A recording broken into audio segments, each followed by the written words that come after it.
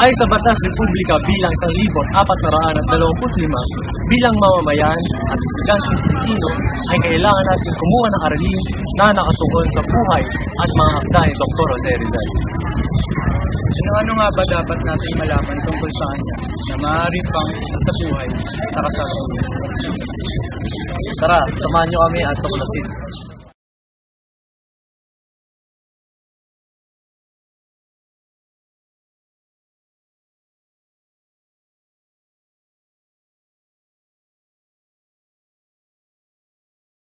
Si Dr. Jose Protagio Rizal Mercado y Alonso Rialon, o mas kinikilala si Dr. Jose Rizal, ay ang pambansang bayani ng ating bansa. Siya ay isinilang at nagkamuwang sa Calamba, Laguna.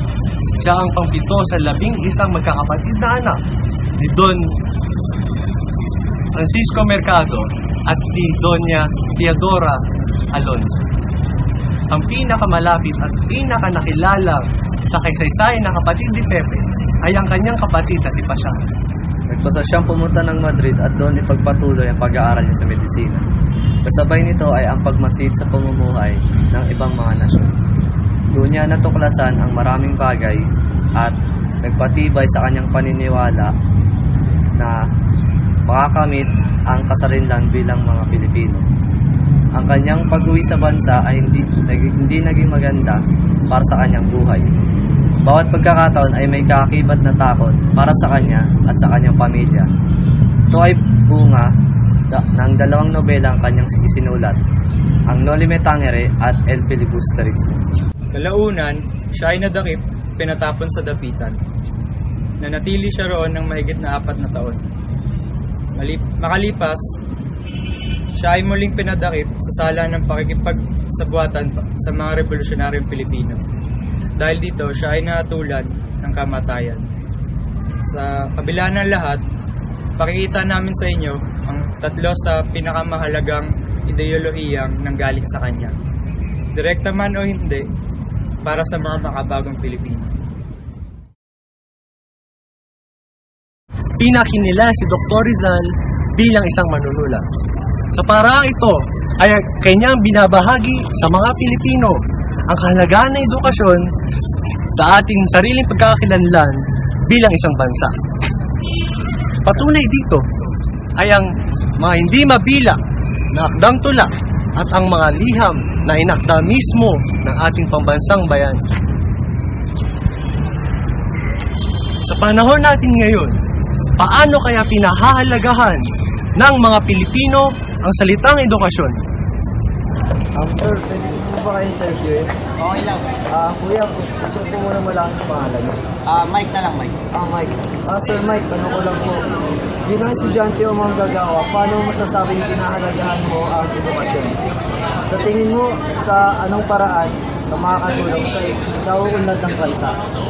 Siyempre kasi, unang-una doon muna tayo dumawas sa pagiging estudyante. Bilang isang estudyante, kailangan mo seryosohin yung pag-aaral mo. At once na seryoso yung pag-aaral mo, halimbawa sa atin, engineering tayo. Ba't ba tayo nag-aaral? Siyempre para graduate at mabuhay sa future ng may profession. At once na graduate ka, dito ka na magiging manggagawa. At sa tingin ko, makakatulong ka lang sa ating bansa kung naging manggagawa ka na. Yung pagiging magtatrabaho ka para sa bayan, magtatrabaho ka para sa ikauunlad ng sarili mo, sa ikauunlad ng bansa. Yun po. Salamat po. Tara, tayo formation.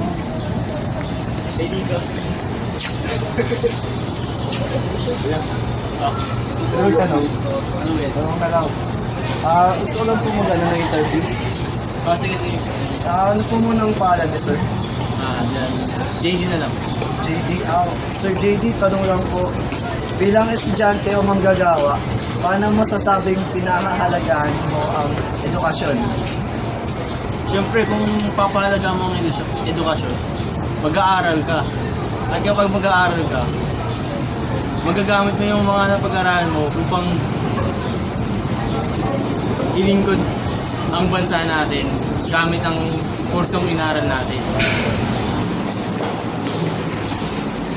Sir, pwede niyo po ba namin interviewin? Ano yun?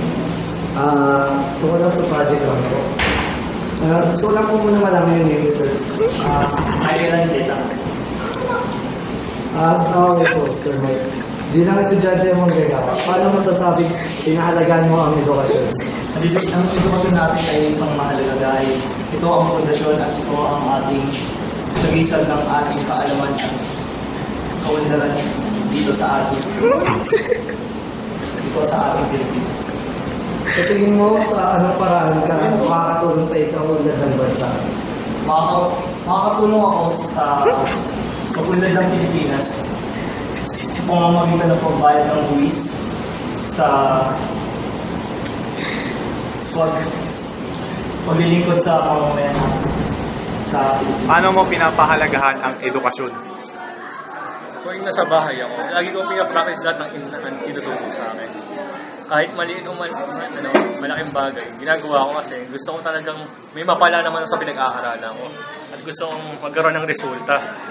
Para ayoko naman sinasayang ng pera ng binabayad ng magulang ko. Kaya mas maganda, yun nga, pahalagahan ko talaga. Ano naman po ang magagawa mo para sa ikauunlad ng bansa? Ayun nga. Pag matakas ang sweldo ko, syempre kikita sila kasi malaki mababawas dahil sa tax. Doon ako makakatulong kung makakuha ko ng trabaho nagbibigay ng malaking sweldo.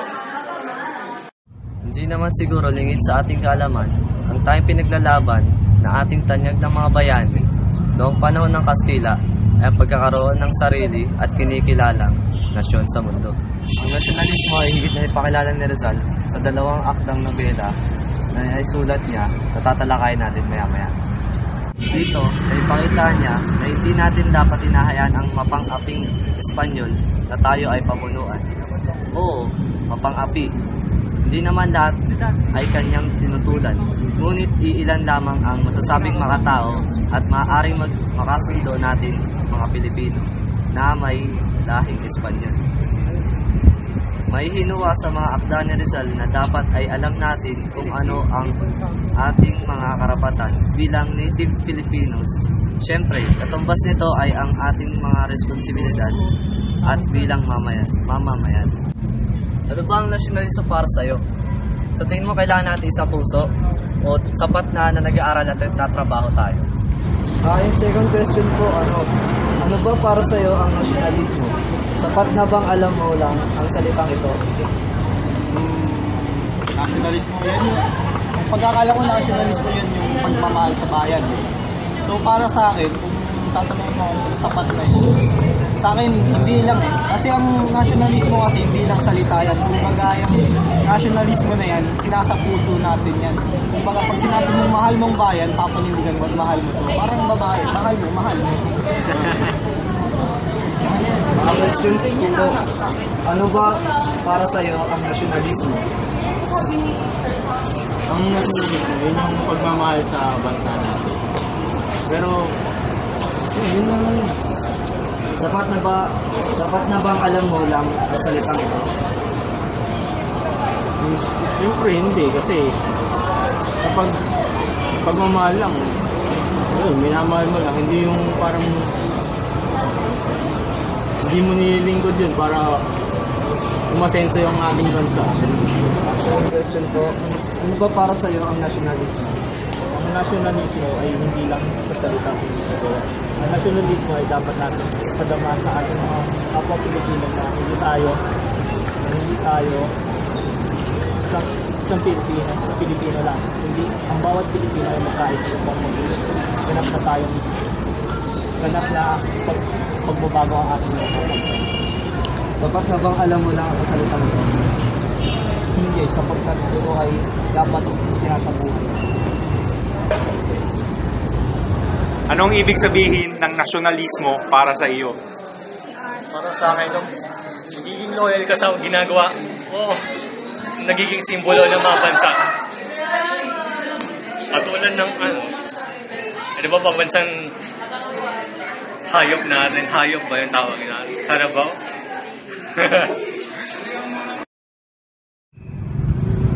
Matatandaan, ang tinatamasa nating kalayaan sa ngayon ay bunga ng maraming revolusyon matapos ang kamatayan ni Dr. Jose Rizal. Sabi ng gobyernong Espanyol, si Rizal daw ang pinuno ng Mexican, kaya siya nilitis at binitag. Ebidensya nilang itinuring ang walang habas niyang pagsisiwalat sa mga maling ginagawa ng mga Espanyol sa atin sa kanyang mga nobela. Ito ay ang mga nobelang Noli Me Tangere at El Filibusterismo, na kapwa tumutukoy sa kawalang hiyaan ng mga Espanyol sa atin. Alam pa kaya ng karamihan sa atin ang mga librong ito na nagmulat sa natutulog na isip ng ating mga kapwa Pilipino noon. Last question po, sir. Sino ba ngayon ang pambansang bayani natin? Alam mo ba yung dalawang akda na namulat sa mga Pilipino noon? Sa anong paraan mo may ipakikita ang pagtulong mo sa bayan sa panahon ngayon? Siyempre, hindi naman nagbabayani natin si Jose Rizal lang yan. So, ang mga libro lang naman niya, yung sikat is yung mga libro na nagmulat na sikat yung El Filibusterismo at saka yung Noli Me Tangere. So, ano ulit yung kasunod na tatanong? Sa anong paraan mo may maipapakita ang pagtulong mo sa bayan sa panahon ngayon?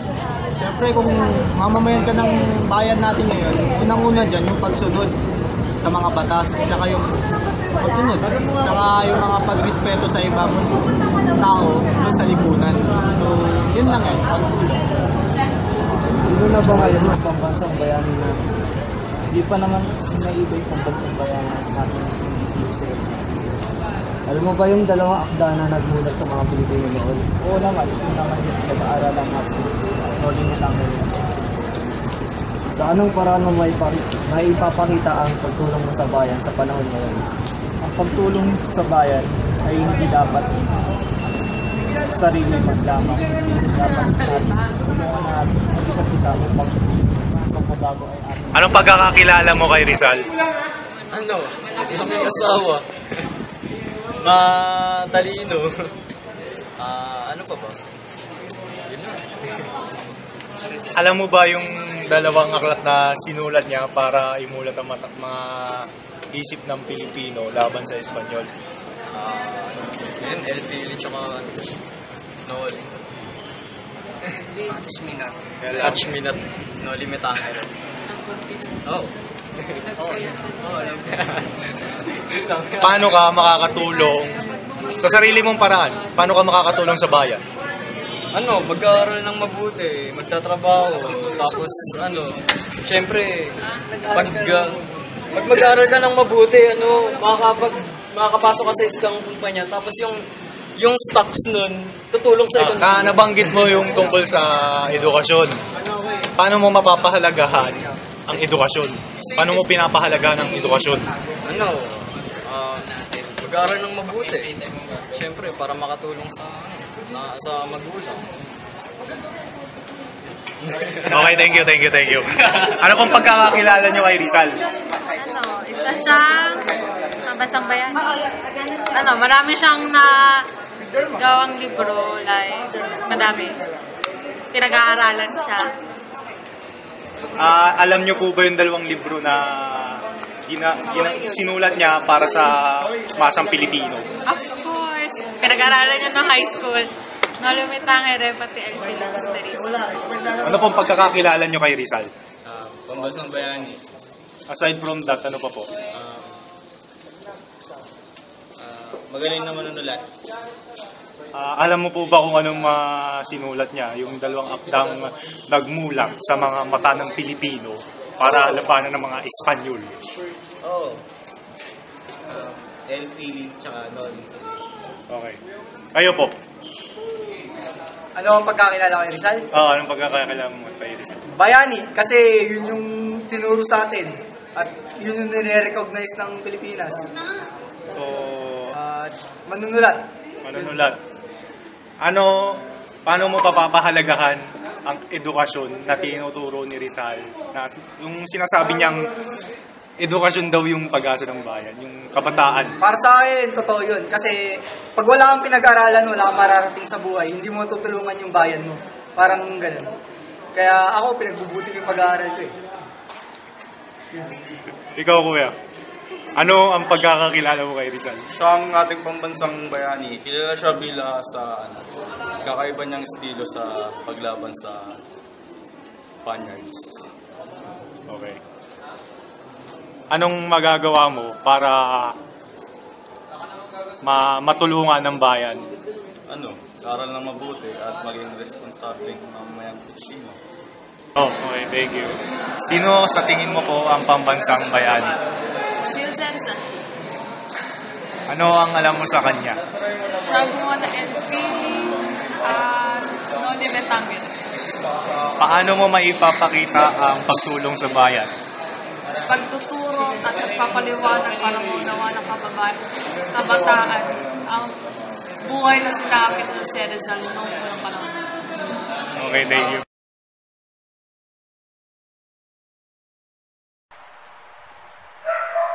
Makikita sa makabagong panahon na malaki ang pinagbago ng estado ng Pilipinas.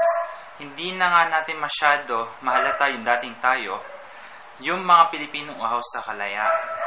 Damang-daman na kasi natin ito, pero parang umaabuso na tayo. Ang kalayaan ito ay utang sa atin sa mga bayaning na ipaglaban, lalo na sa pambansang bayani natin na si Dr. Jose Rizal. Matapos marinig ang mga panayam sa iba't ibang mga Pilipino, masasabi bang nakalimutan na natin ang mga nangyari noon? Bilang Pilipino sa makabagong panahon, marami tayong magagawa para sa bansa. Oo, hindi tayo si Dr. Jose Rizal, pero hindi naman natin siguro kailangan maging siya o sino mang bayaning nabuhay para kumilos at ipakita ang pakikiisa sa bayan. Sa katatapos na eleksyon, hudyat ng bagong administrasyon, ano-ano mga reklamo naman kaya maririnig natin. Pero bago ang lahat, dapat na sigurado naman nating may nagawa na tayo bago magreklamo. Ito nga pala si Kitch na nagsasabing, "Please let us look behind from what we have come from so we can conclude things with a sense of past, present, and the future of every Filipino." Magandang araw at salamat sa lahat. Hanggang sa muli mga kabayan. Paalam.